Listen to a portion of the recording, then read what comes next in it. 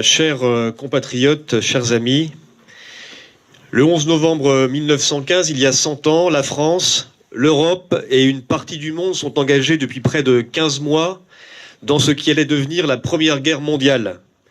Les combats s'intensifient dans nos territoires, en Champagne, en Artois, dans les Vosges, mais aussi sur le front d'Orient. L'année 1915 sera la plus meurtrière de tout le conflit.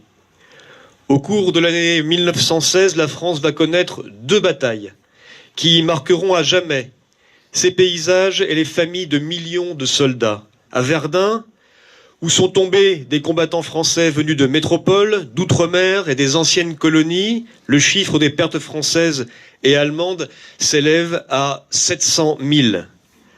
Dans la Somme, où les pertes atteignent le million, des Africains du Sud, des Australiens, des Britanniques, des Canadiens, des Irlandais et des Néo-Zélandais se battent aux côtés des soldats de notre armée. En 2016, le souvenir de ces combats réunira tous les pays qui ont pris part à cette guerre que l'histoire a retenue comme étant la Grande Guerre. Les cérémonies commémoratives, le 29 mai à Verdun dans la Meuse, le 1er juillet à Thiéval dans la Somme, seront l'occasion d'inviter chacun et chacune à mesurer à quels extrêmes le nationalisme a conduit l'Europe et à se replonger dans ses souvenirs familiaux. Cet hommage exceptionnel doit trouver un relais dans l'ensemble de nos territoires et les maires seront invités à organiser le 29 mai une cérémonie dans leur commune. Cet hommage aux combattants de la Grande Guerre ne date pas d'aujourd'hui. Le 8 avril 1915, une loi crée une nouvelle décoration militaire destinée à saluer les combattants, français ou étrangers, dont le comportement au combat, à titre individuel ou à titre collectif, mérite d'être cité en exemple. La Croix de guerre 1914-1918 est remise à des combattants et à des communes. Devenue la Croix de guerre 1939-1945, puis la Croix de la valeur militaire en 1956, elle distingue les militaires et depuis peu les civils, ayant accompli des actions d'éclat pendant des guerres, des missions ou des opérations extérieures. Ces décorations sont un lien intergénérationnel indélébile qui regroupe toutes celles et tous ceux qui ont fait la démonstration de leur courage, de leur sens du devoir et de leur esprit de sacrifice de 1915 à nos jours. Certains d'entre eux en restent marqués dans leur chair, d'autres ont leur nom inscrit sur les monuments aux morts devant lesquels la nation tout entière se recueille aujourd'hui. Tous les morts pour la France, hier dans la Grande Guerre, dans la Seconde Guerre mondiale, dans les guerres de décolonisation, aujourd'hui dans les opérations extérieures, sont désormais réunis dans le souvenir et dans l'hommage de la nation. Ne pas les oublier et transmettre le message mémoriel aux jeunes générations est notre devoir et relève de notre responsabilité collective.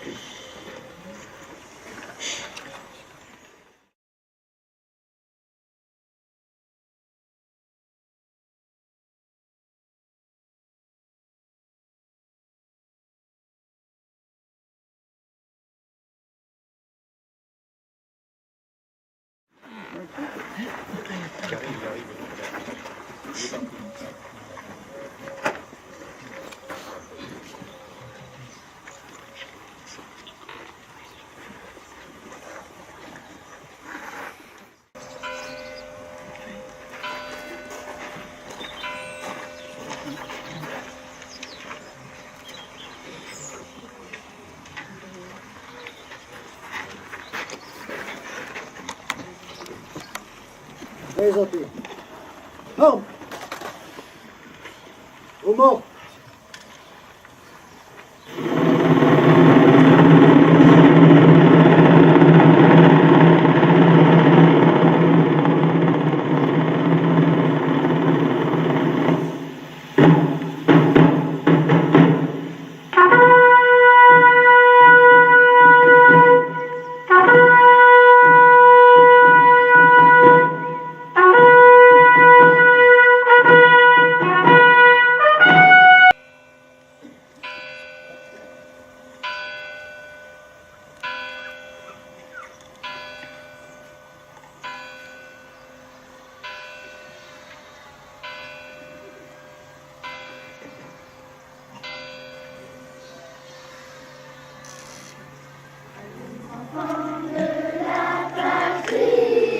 Le jour de gloire est arrivé, contre nous la tyrannie, les combats sanglants élevés, les combats sanglants élevés.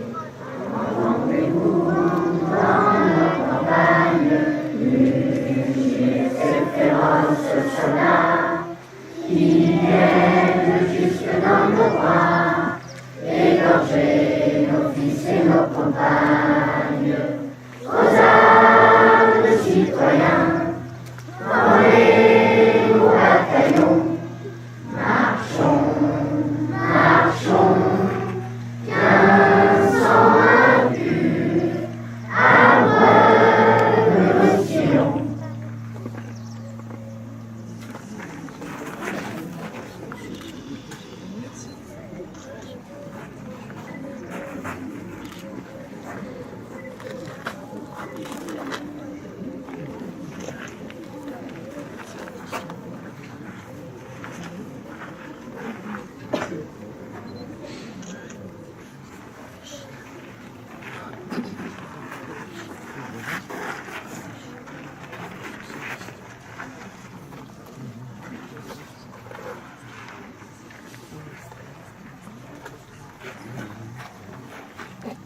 Présenté.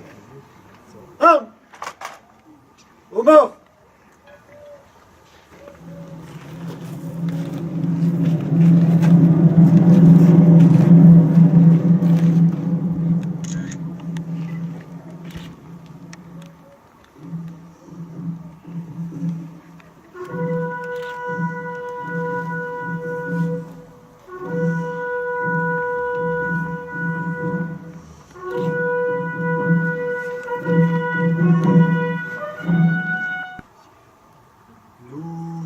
Au fond de l'Afrique, gardien jaloux de nos couleurs, quand sous un soleil magnifique, retentissait ce cri vainqueur, en avant, en avant, en avant. C'est nous les Africains qui revenons de loin, venant de tout pays pour sauver la patrie. Nous avons tout quitté par engoubi foyer, et nous gardons au cœur une invincible ardeur, car nous voulons porter haut et fier le beau drapeau de notre France entière. Et si quelqu'un venait à y toucher, nous serions là pour mourir à ses pieds. Battez tambour à nos amours, pour le pays, pour la patrie, mourir au loin, c'est nous les Africains.